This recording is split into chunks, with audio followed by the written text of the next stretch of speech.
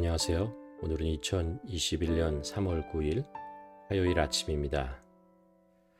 오늘 우리가 함께 나눌 하나님의 말씀 욥기 36장 26절에서 29절 그리고 37장 5절에서 7절입니다. 제가 이 말씀을 봉독하도록 하겠습니다. 하나님은 높으시니 우리가 그를 알 수 없고 그의 횟수를 헤아릴 수 없느니라. 그가 물방울을 가르게 하시며 빗방울이 증발하여 안개가 되게 하시도다. 그것이 구름에서 내려 많은 사람에게 쏟아지느니라. 겹겹이 쌓인 구름과 그의 장막의 우레소리를 누가 능히 깨달으랴. 37장입니다. 하나님은 놀라운 음성을 내시며 우리가 헤아릴 수 없는 큰 일을 행하시느니라. 눈을 명하여 땅에 내리라 하시며 적은 비와 큰 비도 내리게 명하시느니라. 그가 모든 사람의 손에 표를 주시어 모든 사람이 그가 지으신 것을 알게 하려 하심이니라.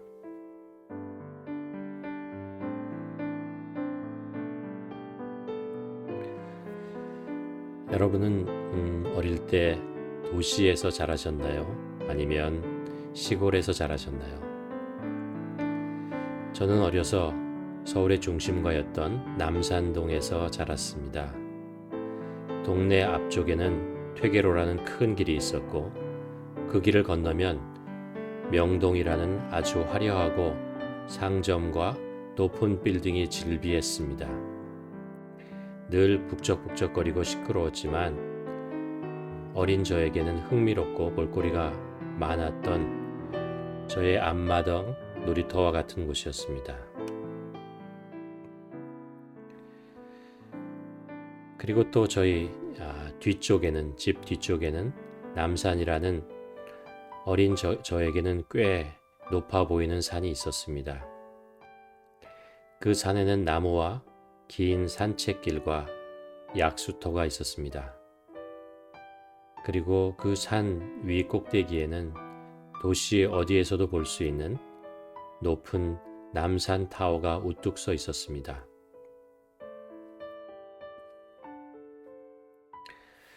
가끔 저는 할머니와 함께 약수터에 물을 마시러 갔었고 친구들과 산속을 헤매며 놀기도 했었습니다. 어린 시절 그 산속에서 경험했던 신비한 일 하나가 지금도 잊혀지지 않습니다. 한 여름 정도 되었을 것으로 기억되는데 혼자 산 위에 타워까지 올라가 도시 전체를 한눈에 바라보고 있었습니다. 그런데 그때 갑자기 구름이 몰려오더니 앞을 볼 수 없을 정도로 짙은 안개가 온 사방을 뒤덮고 말았습니다. 바로 2-3m 정도 앞도 볼 수 없었고 물방울이 머리와 얼굴을 적시고 저 멀리 보이던 도시의 풍경도 모두 사라지고 완전히 구름 속에 갇혀버린 듯 세상이 사라져버렸습니다.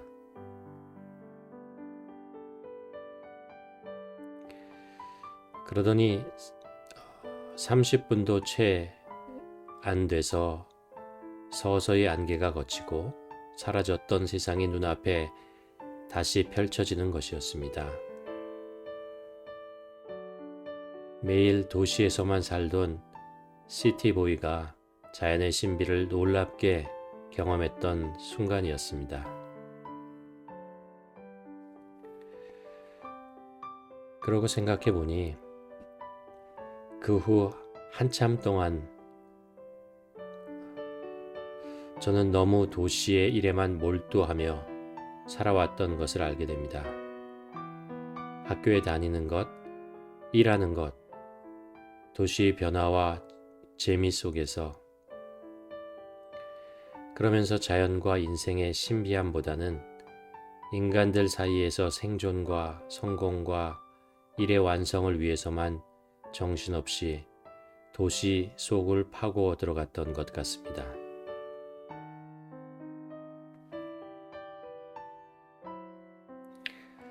오늘 욥기의 이야기는 신비에 관한 말씀을 전하고 있습니다.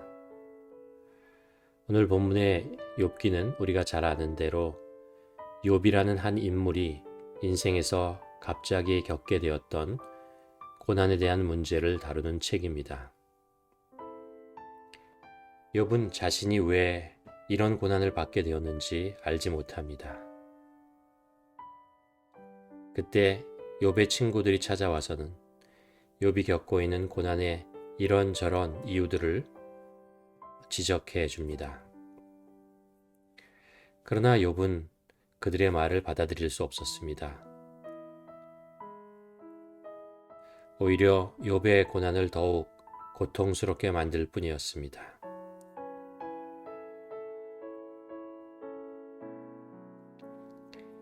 인생 속에서 일어나는 일들에는 원인이 있게 마련입니다. 노력과 땀에 열매가 있고 반대로 실수와 욕심의 결과가 있습니다.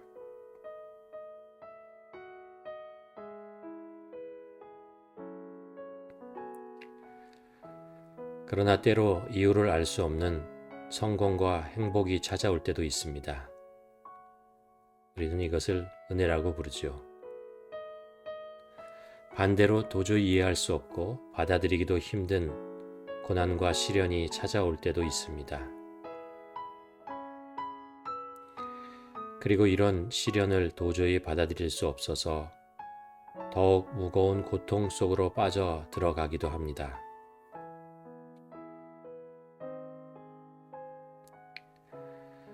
오늘 본문에 보면 하나님은 높으시니 우리가 그를 알 수 없고 그의 횟수를 헤아릴 수 없느니라 라고 얘기합니다. 자연에도 이해할 수 없는 신비함이 있듯 인생에도 신비한 일들이 많이 있죠. 고난도 인생의 신비 중에 한 가지라고 생각합니다. 우리는 세상의 모든 이치를 알지도 못하고 이해할 수도 없습니다.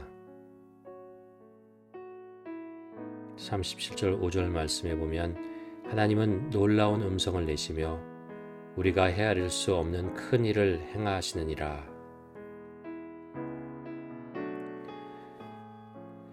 이런 신비를 작고 인간의 머리로 모두 이해하려 해보려고 하다 보면 오히려 고통만 더해질 때가 있습니다.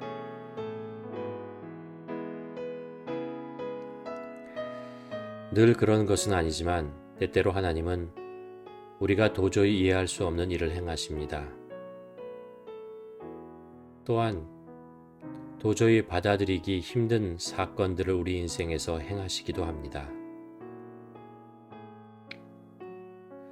왜라는 질문의 답을 헤아릴 수 없는 것들을 하나님께서는 퍼즐처럼 우리에게 던져주십니다. 그리고 그 질문을 가지고 평생을 살도록 만드십니다. 이상하게 답을 주시지 않으면서 우리가 그 질문과 씨름하며 살도록 그냥 내버려 두시기도 합니다.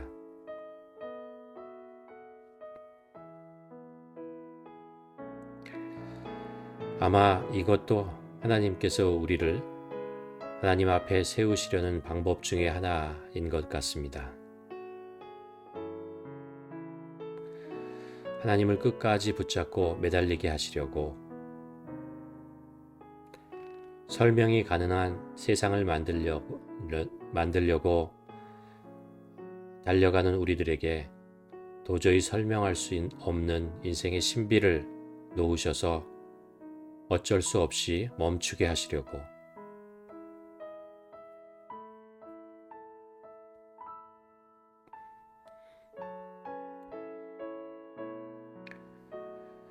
오늘 본문 37장 6절과 7절을 현대인의 성경으로 읽으면 이렇게 됩니다.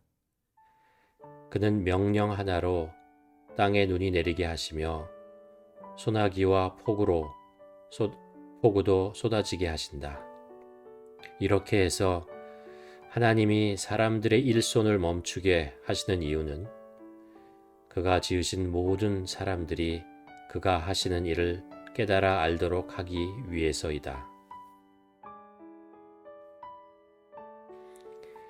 인간이 이해할 수 없는 사건 앞에서 하나님은 세상의 주인이 인간이 아님을 고백하게 하십니다. 그리고 하나님 자신이 이 모든 일을 주관하시는 분임을 깨닫게 하십니다. 신앙인이라도 성공의 신비 앞에서 겸손해지는 사람을 찾아보기 정말 힘듭니다. 그러나 고난의 신비는 우리를 하나님 앞으로 다시 인도하고 결국 무릎 꿇게 만드십니다.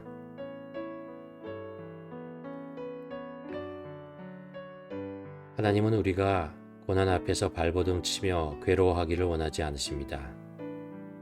사랑의 하나님은 우리가 고난 속에서 모든 일손을 멈추고 조용히 하나님 앞으로 돌아오기를 원하십니다.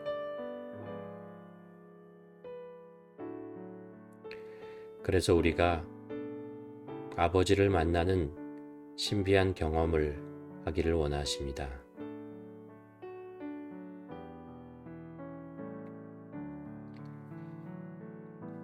이 시간에 우리 오늘 본문 말씀을 각자 한번 묵상하며 기도하기를 원합니다. 나는 어떤 이해할 수 없는 처지에 있나? 내 인생에는 어떤 이해할 수 없는, 받아들일 수 없는, 그런 답을 알 수 없는 그런 문제, 사건, 그것이 있는가? 이 시간에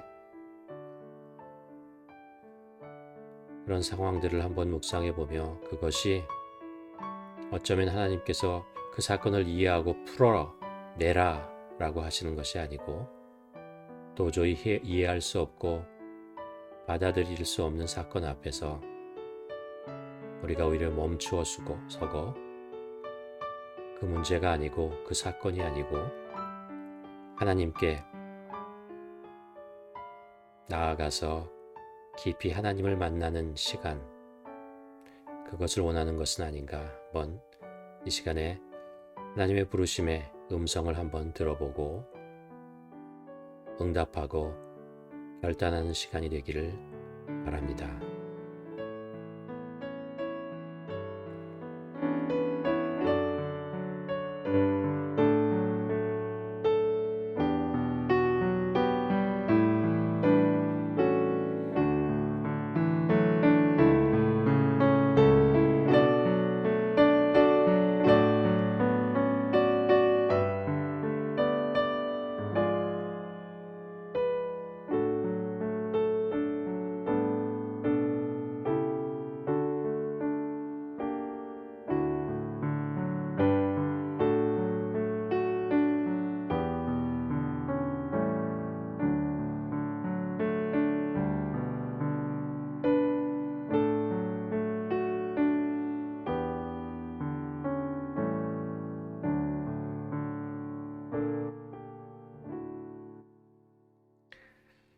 하나님 아버지, 오늘도 우리가 욥기 말씀을 보며 정말 세상에는 이해할 수 없고 받아들일 수 없는 그런 사건들이 있다는 것을 다시 한번 깨닫게 됩니다. 우리들의 인생, 나의 인생을 보아도 정말 아픔과 힘든 속에 왜라는 질문 앞에 도저히 답을 찾을 수 없었던 그런 일들이 있었던 것을 압니다. 그리고 그것 때문에 씨름하고 애쓰고 땀 흘리고 고생하고 발버둥 쳐 보았지만 결국 대답을 알 수 없는, 이유를 알 수 없는 그런 일들도 있었습니다.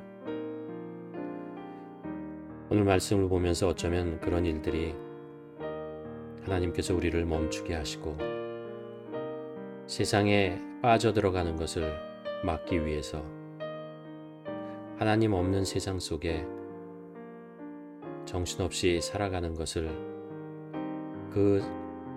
그것으로부터 우리를 구원하기 위해서 막으신 것이 아닌가, 막고 계신 것이 아닌가 깨닫게 됩니다. 하나님 아버지, 이 시간에 팬데믹이라는 정말 어처구니 없고 무기력한 상황 속에서 우리가 그것을 한탄하고